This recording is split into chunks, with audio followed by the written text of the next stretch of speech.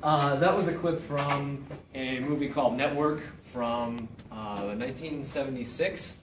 So it's about 40 years ago, but the speech that he gave could have been just as true today for a lot of us. And if you go back even 40 years before that, you're in the mid-30s, you're in the midst of the Great Depression, and it rings just as true then as well. So I really believe that this is a timeless speech that is true at just about any time for anyone. And what he's addressing in this speech is apathy and complacency about the things in our lives that we're unhappy about.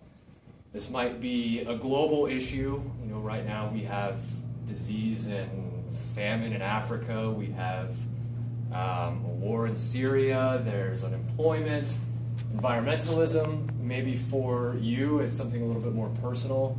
You're unhappy with your job, you're unhappy with your living situation and have a roommate that sucks. Maybe you don't have enough money and you feel powerless to do anything about that. What Howard Beale, the news anchor in this movie is telling us to do is to not just lay down and take it like we don't have a choice. He's telling us to get upset, to feel empowered, to get mad as hell.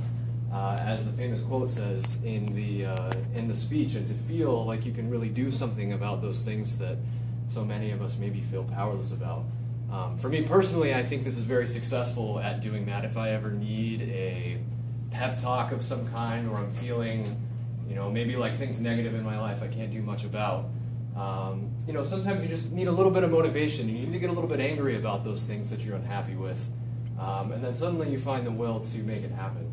So my ask of a lot of you is, when you find yourself in these situations, whether it's global, looking at something like environmentalism, or something a little bit smaller like the job that you have and go to work with every day, understand that you can do a lot more about it than maybe you feel. Get angry and get mad about those things you don't like instead of just frustrated and defeated, and you'll likely find that you suddenly have a lot more willpower to accomplish the things that you want to.